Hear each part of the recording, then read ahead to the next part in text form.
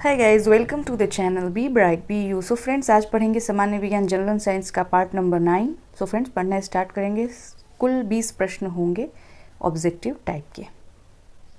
तो friends, question पहला है, एडवर्ड जेनर ने किस बीमारी के टीके का आविष्कार किया है? ऑप्शन दिया है, ऑप्शन ए है पोलियो, ऑप्शन बी है डायरिया, ऑप्शन सी है टीबी और ऑप्शन डी है चेचक। सो फ्रेंड्स, एडवर्ड जेनर ने चेचक बीमारी के टीके का आविष्कार किया, यानी कि ऑप्शन डी सही होगा। Option D is correct. Option D सही होगा, चेचक। क्वेश्चन नंबर दूसरा है कि आलू में मोजैक का कारण तत्व है? ऑप्शन ए है विषाणु, ऑप्शन बी है जीवाणु, ऑप्शन सी है फफूंदी और ऑप्शन डी है शैवाल। तो आलू में मोजैक का कारण तत्व विषाणु होता है, यानी कि ऑप्शन ए सही होगा। क्वेश्चन नंबर थर्ड कह रहा है कि किसी ठोस पदार्थ के एकांक द्रव्यमान को गलनांक पर ठोस से द्रव में बदलने के लिए आवश्यक ऊष्मा को कहते हैं। किसी ठोस पदार्थ के एकांक द्रव्यमान को गलनांक पर ठोस से द्रव में, किसमें? ठोस से द्रव में। ठोस से ये किसमें बदल रहा है? द्रव में बदलने के लिए आवश्यक ऊष्मा को ठोस के गलत की गुप्त ऊष्मा कहते हैं, यानी कि ऑप्शन सी सही होगा।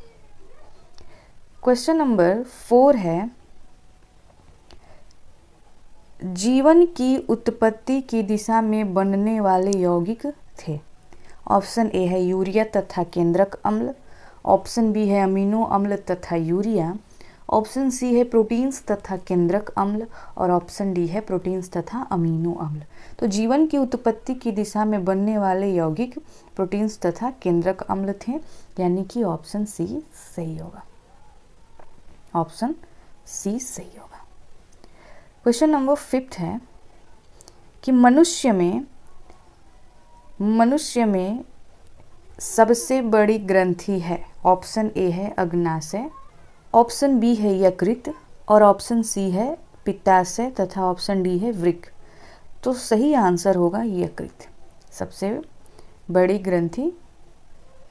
बड़ी ग्रंथि यकृत है। मनुष्य में सबसे बड़ी ग्रंथि यकृत है। ऑप्शन बी सही होगा। अगला क्वेश्चन 6 नंबर है कि राष्ट्रीय पर्यावरण अभियांत्रिकी संस्थान स्थित है। ऑप्शन दिया है, ए ऑप्शन है रांची में, बी ऑप्शन है कटक में, सी ऑप्शन है जमशेदपुर में और डी ऑप्शन है नागपुर में। तो हमारा सही आंसर हो जाएगा ऑप्शन डी नागपुर में। राष्ट्रीय पर्यावरण अभियांत्रिकी संस्थान नागपुर में स्थित है। क्वेश्चन नंबर 7 है कि चुंबकीय कंपास की सुई किस ओर इंगित करती है? तो कंपास की सुई हमेशा उत्तर दक्षिण दिशा में होती है। तो ऑप्शन दे रखा है कि ए ऑप्शन है चुंबकीय उत्तर, बी ऑप्शन है चुंबकीय दक्षिण, सी ऑप्शन है उपरोक्त में से कोई नहीं और डी ऑप्शन है चुंबकीय उत्तर व चुंबकीय दक्षिण। तो हमारा सही आंसर होगा ऑप्शन डी। क्वेश्चन नंबर 8 है, क्रिकेट का खिलाड़ी तेजी से आती हुई बॉल को क्यों अपने हाथ को पीछे खींचकर पकड़ता है? ऑप्शन ए है बॉल है गेंद विश्राम की स्थिति में आ सकती है। ऑप्शन बी है बॉल जो है त्वरित अवस्था में रह सकती है। सी ऑप्शन है हो सकता है कि उसे कम बल लगाने की आवश्यकता हो और डी ऑप्शन है हो सकता है कि उसे अधिक बल लगाने के लिए समय मिल जाए। तो हमारा सही आंसर होगा ऑप्शन सी, हो सकता है कि उसे कम बल लगाने की आवश्यकता हो। अगला क्वेश्चन नंबर 9 है कि फिलॉसफर ऊल क्या है? फिलॉसफर ऊल क्या है? ऑप्शन ए है ZnO, ऑप्शन बी है ZnCO3, ऑप्शन सी है ZnS और ऑप्शन डी है ZnSO4। तो हमारा सही आंसर होगा option A zinc oxide ZnO philosopher wool है। क्वेश्चन नंबर 10 है कि ASCII का फुल पूर्ण रूप क्या है, यानी फुल फॉर्म क्या है। ASCII का फुल फॉर्म यानी पूर्ण रूप क्या है। ऑप्शन ए है American standard code for information intelligence. B option है कि American standard code for income interchange. C option है American standard code for information interchange. और डी ऑप्शन है इनमें से कोई नहीं। तो हमारा सही आंसर होगा option C, A for American, S for standard, C for code और I for information and again I जो दूसरा है इसका मतलब होगा इंटरचेंज, यानी कि American standard code for information interchange. Option C is correct.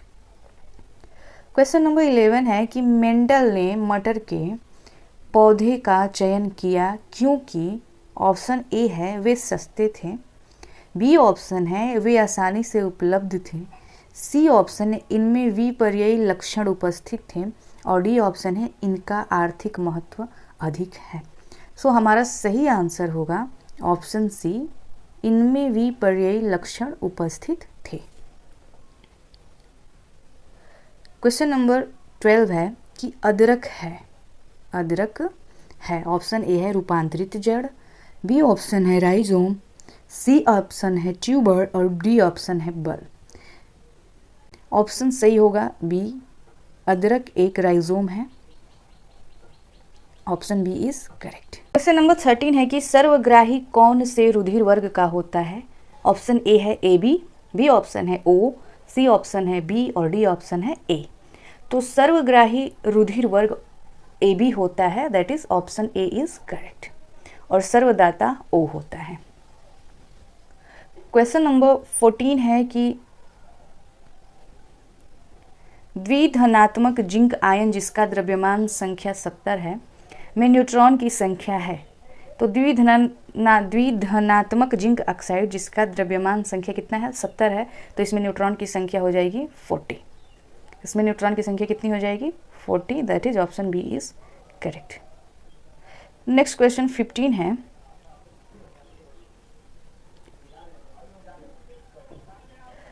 शरीर में उत्तकों का निर्माण किससे होता है। ऑप्शन ए है, क्वेश्चन नंबर 15 है शरीर में उत्तकों का निर्माण किससे होता है। ऑप्शन ए है प्रोटीन से, ऑप्शन बी है वसा से, ऑप्शन सी है कार्बोहाइड्रेट से या फिर ऑप्शन डी विटामिन से। तो हमारा सही आंसर होगा कि शरीर में उत्तकों का निर्माण प्रोटीन से होता है, यानी कि option A is correct. Question number 16 है शहद का प्रमुख घटक है। ऑप्शन ए है ग्लूकोज, ऑप्शन बी है सुक्रोज, ऑप्शन सी है माल्टोज और ऑप्शन डी है फ्रक्टोज। तो शहद का प्रमुख घटक फ्रक्टोज होता है, यानी कि option D is correct. Question number 17 है नाभिकीय रिएक्टर और परमाणु बम में यह अंतर है कि ऑप्शन दिया है नाभिकीय रिएक्टर में कोई श्रृंखला अभिक्रिया नहीं होती जबकि परमाणु बम में होती है। बी ऑप्शन है कि नाभिकीय रिएक्टर में श्रृंखला अभिक्रिया नियंत्रित होती है और सी ऑप्शन है नाभिकीय रिएक्टर में श्रृंखला अभिक्रिया नियंत्रित नहीं होती है और डी ऑप्शन है परमाणु बम में कोई श्रृंखला अभिक्रिया नहीं होती है जबकि नाभिकीय रिएक्टर में होती है। क्वेश्चन 17 का सही आंसर होगा ऑप्शन बी, नाभिकीय रिएक्टर में श्रृंखला अभिक्रिया नियंत्रित होती है। नेक्स्ट क्वेश्चन 18 है कि पानी में पैर लटकाकर बैठे हुए व्यक्ति को उसका पैर मुड़ा हुआ और छोटा दिखाई पड़ता है, ये कैसे होता है। तो ये क्रिया अपवर्तन के कारण होती है, यानी कि ऑप्शन ए सही है। क्वेश्चन नंबर 19 है चूना पत्थर का रासायनिक सूत्र है। ऑप्शन ए है कैल्शियम क्लोराइड, ऑप्शन बी है कैल्शियम ऑक्साइड, ऑप्शन सी है कैल्शियम कार्बोनेट और ऑप्शन डी है कैल्शियम सल्फेट। तो चूना पत्थर का रासायनिक सूत्र कैल्शियम कार्बोनेट होता है, CaCO3 कैल्शियम कार्बोनेट। प्रश्न 20वां है एक इलेक्ट्रॉन और एक प्रोटॉन समान त्रिज्या के वृत्तीय मार्गों पर समान चाल से परिसंचार कर रहे हैं। यदि प्रोटॉन का द्रव्यमान की तुलना में लगभग 2000 गुना हो तो निम्नलिखित में से कौन सा एक घटित होगा। ऑप्शन ए दिया है इलेक्ट्रॉन के लिए आवश्यक अभिकेंद्रीय बल प्रोटॉन के लिए आवश्यक अभिकेंद्रीय बल की तुलना में लगभग 2000 गुना अधिक होगा। बी ऑप्शन है प्रोटॉन के लिए आवश्यक अभिकेंद्रीय बल इलेक्ट्रॉन के लिए आवश्यक बल आवश्यक अभिकेंद्री बल की तुलना में लगभग 2000 गुना अधिक होगा। सी ऑप्शन है किसी आवेशित कण के लिए कोई अभिकेंद्री बल आवश्यक नहीं है। और डी ऑप्शन है दोनों कणों पर समान अभिकेंद्री बल कार्यरत होंगे क्योंकि वे समान वृत्तीय मार्ग पर घूर्णन कर रहे हैं। तो इस प्रश्न का सही आंसर होगा